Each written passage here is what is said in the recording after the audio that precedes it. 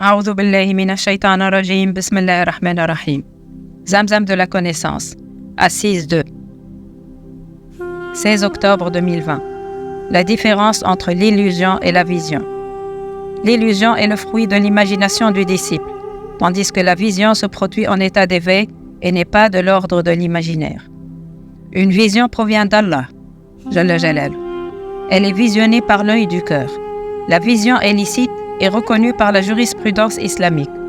Celui qui est dans la vision du Seigneur ne le voit pas par son œil physique, c'est-à-dire par sa nafs, mais par l'œil du divin.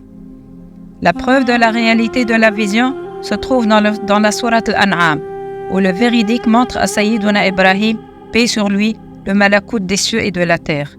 Celui qui a des incertitudes, waswas, par rapport à ses visions et pense qu'elles sont imaginaires, doit savoir qu'il est en train de tourner le dos à la voix d'Allah, Jalla Jalal. Sayyiduna Ali, paix sur lui, a dit « Je suis le point ». Si le disciple voit un point de lumière, c'est qu'il est devant la porte du véridique. Celui qui n'a pas cette croyance, qui ne croit pas que le Seigneur peut faire ce qu'il veut de son serviteur et lui faire voir ce qu'il veut, qu'il retire le subha de son cou et qu'il rejoigne les wahhabites, c'est-à-dire qu'il n'a rien à faire avec Sidi Chir, ni avec le soufisme.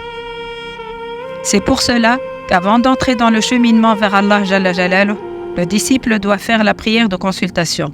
Si malgré le fait qu'Allah Jalla Jalal lui envoie le signe que la tariqa ramène le serviteur vers son Seigneur, il persiste à croire que la lumière n'est pas une manifestation divine, c'est que son âme est très malade.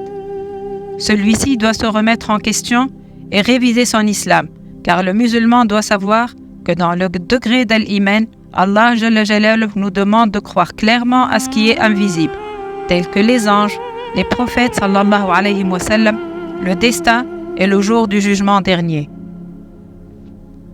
Il n'y a que l'insouciance qui ne prie pas sur le prophète sallallahu alayhi wa sallam. Ensuite, un disciple égyptien voit dans un rêve toutes les cellules de son corps faire des prières majestueuses et intenses sur le prophète sallallahu alayhi wa sallam. Il se dirige vers Allah, Jalla Jalal, pour lui demander de l'aider à toujours rester en liaison avec le prophète sallallahu alayhi wa sallam.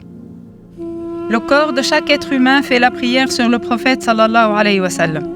Que le propriétaire du corps le veuille ou non, et ce, quelle que soit sa religion, qu'il soit musulman, catholique, bouddhiste, juif, sataniste ou athée, son corps est constamment en train de prier sur Al-Mustafa sallallahu alayhi wa sallam.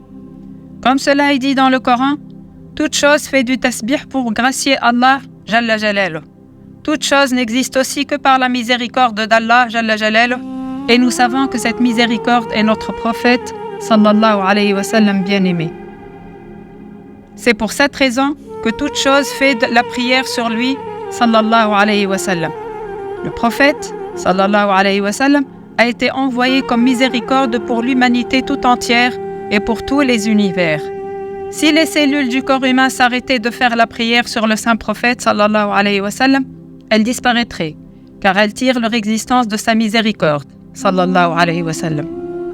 Lorsqu'un disciple prononce la prière sur le prophète sallallahu alayhi wa sallam, il va rassembler toute son existence, son discernement et tous ses membres pour s'engager auprès de celui-ci par sa totalité. Ces actes ne feront que confirmer ce que son corps fait par la volonté d'Allah Jalla Jalaluhu.